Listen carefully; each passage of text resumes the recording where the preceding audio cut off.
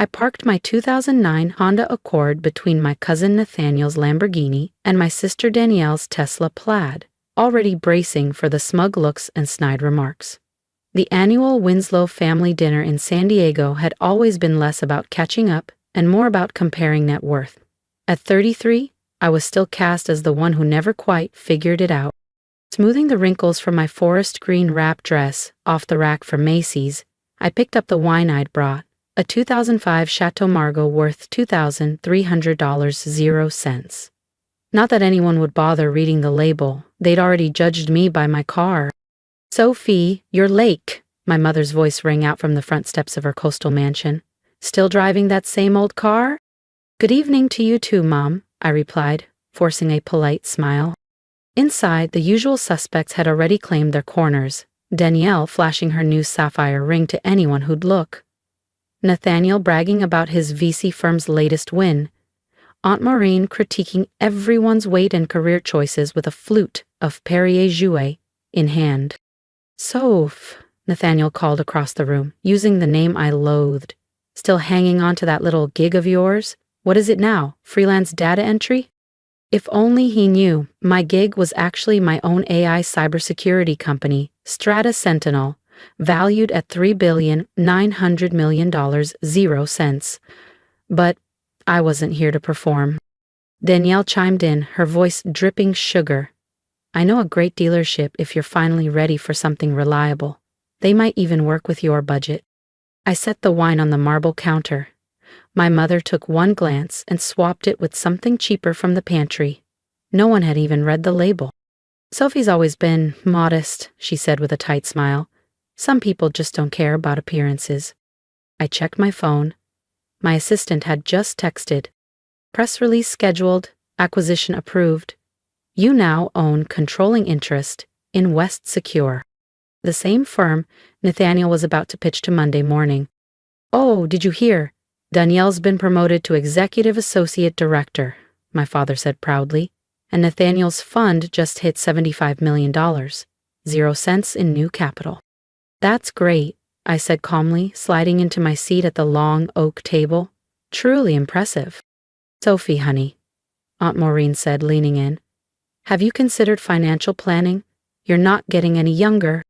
I smiled. "Oh, don't worry," I said. "Monday's going to be very enlightening." I suppressed a smile, thinking about the board meeting I'd led that morning. We just closed a $3,100,000,000 0 cents acquisition, our biggest yet, bringing our largest rival under the Stratus Sentinel umbrella. I negotiated every term while my family still believed I was troubleshooting someone else's software bugs at a small startup. "Thanks, Maureen," I replied, nodding politely. "I'll keep that in mind." Dinner unfolded as predictably as ever. Danielle recounted her well-deserved trip to Bora Bora, complete with drone footage and spa details. Nathaniel boasted about the new chalet he'd bought in Park City. My mother steered each conversation like a seasoned conductor, ensuring everyone's achievements got the spotlight, except mine. "Sophie's doing her best," she offered when someone finally asked what I was up to. "She's always taken the road less traveled. Different." That's how they described me. Because I chose to build something from the ground up instead of climbing someone else's corporate ladder. Because I'd rather reinvest in people and innovation than in handbags and horsepower. "At least tell us you're seeing someone with potential," Aunt Maureen nudged. "You're not getting younger, sweetheart." I thought of Daniel, the quietly brilliant systems architect I'd been dating, who co-founded 3 blockchain companies and was worth over $200 million, 0 cents. But we liked our privacy. "Just focus on work for now," I answered evenly. Danielle snorted. "Of course you are, and what's the name of this mysterious company again?" "Stratus Sentinel," I said calmly. "Never heard of it," Nathaniel said dismissively. "Sounds like one of those AI startups that vanish overnight." I glanced down at my phone. A push notification confirmed we'd just been featured on Bloomberg again. Headline: Stratus Sentinel reshapes cybersecurity market with bold acquisition. Danielle leaned in theatrically. "Anyway, guess who just got into the Goldman Sachs elite vehicle program? I'm choosing between a Bentley or a Maserati." Definitely the Bentley, Emma chimed in. Then, with mock concern, Danielle added, Sophie, why the Honda? Did you need help with financing? I let them laugh. Let them believe I couldn't do better, rather than realize I chose not to flaunt it. It's reliable, I said simply. Oh, honey, my mother sighed. You know your father and I could help you put something down on a proper car. I sipped my wine, thinking of my Malibu beach house. I'm fine, Mother. And I was, more than fine. Are you, though? Danielle pressed, her voice sticky sweet with mock concern. I mean, look at your outfit, your car, your whole situation. Don't you want more out of life?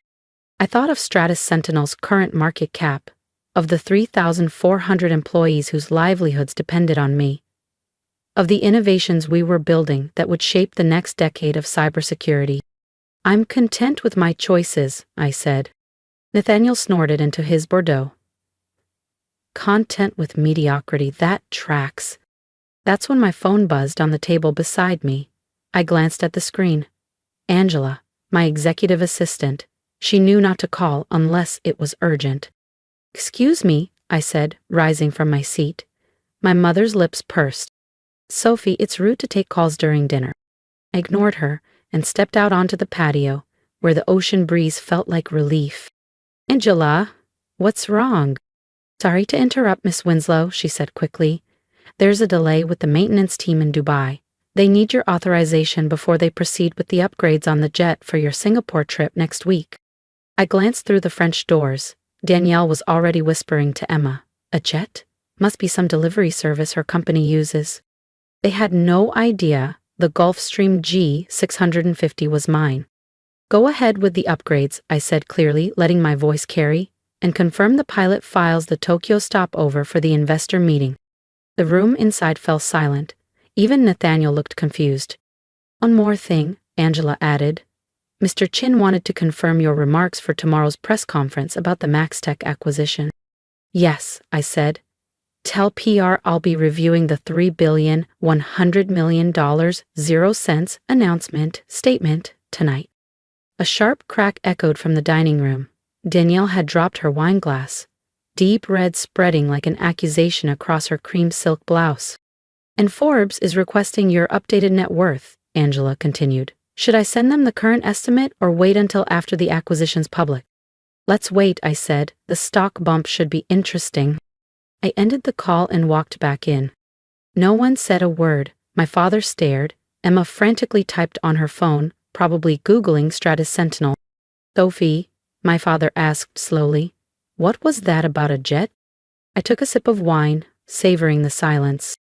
Oh, didn't I mention? I smiled. I'll need to cut dinner short. If you've ever dreamed of the moment they finally see your worth, don't miss what happens next. Tap subscribe so you're here when Sophie makes her next move and the power shift becomes impossible to ignore. I have a flight to catch. The silence in the dining room could have shattered the chandelier above us. Danielle was the first to react, her wine-soaked designer dress forgotten in an instant. You're lying, she snapped, voice rising. This is a joke, right? I unlocked my phone and pulled up the Bloomberg app. Stratus Sentinel. Market cap $4,200 million 0 cents. CEO, Sophie Winslow. I slid the phone across the table. Feel free to fact check. Nathaniel's hands trembled as he picked it up. This can't be real. You drive a Honda. Because I choose to, I said simply. Some of us don't need a Bentley to validate our self-worth.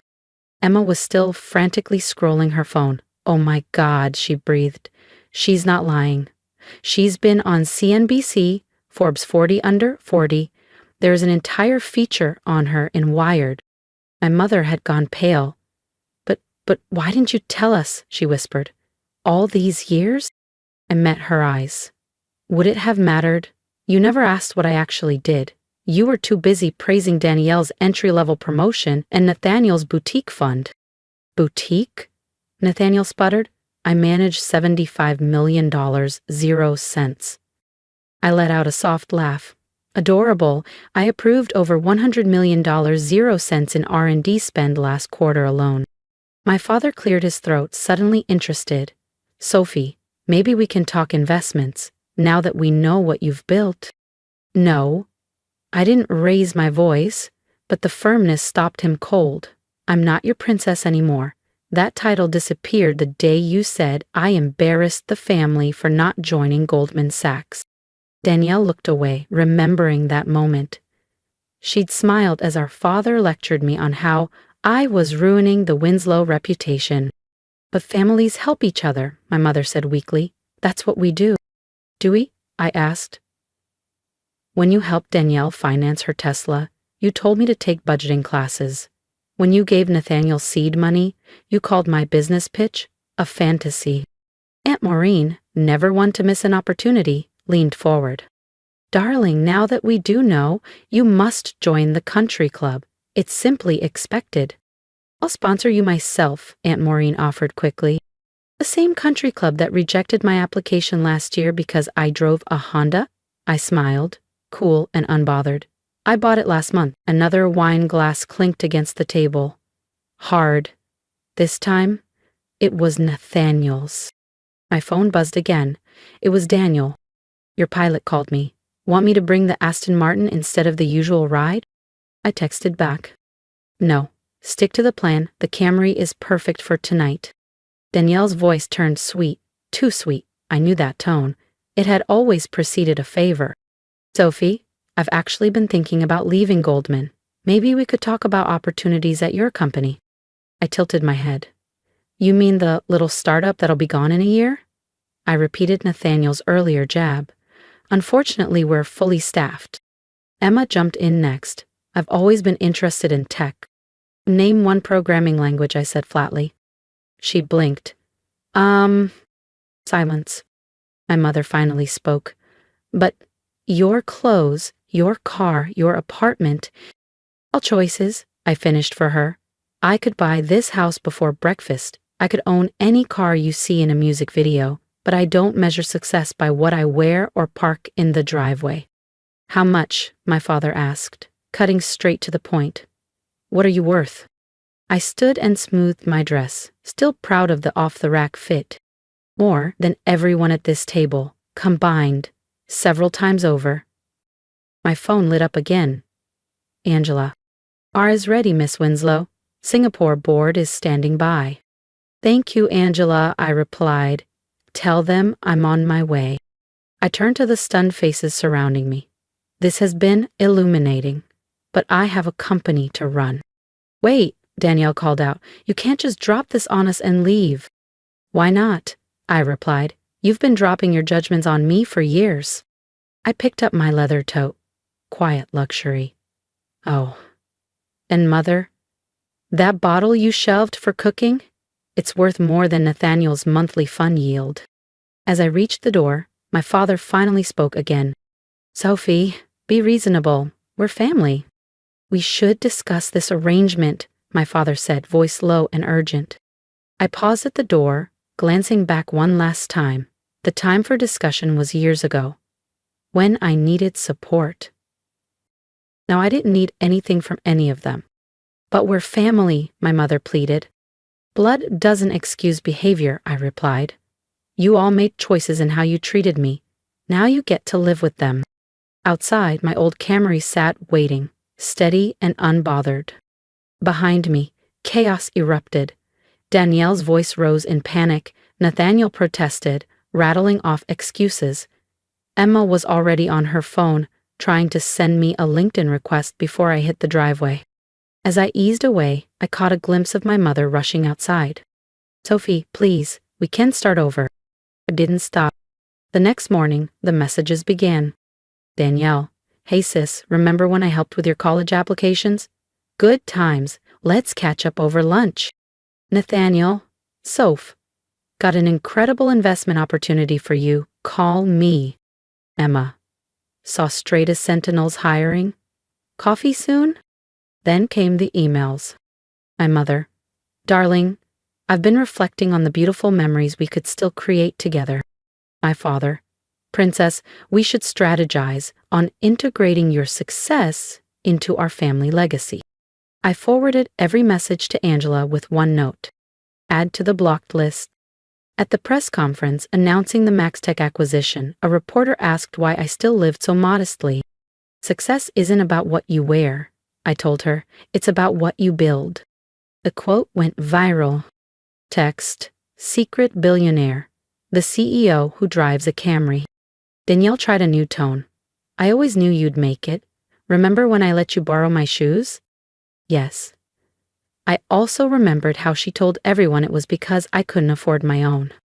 Nathaniel attempted to pitch his fund to my board. They marked it as spam.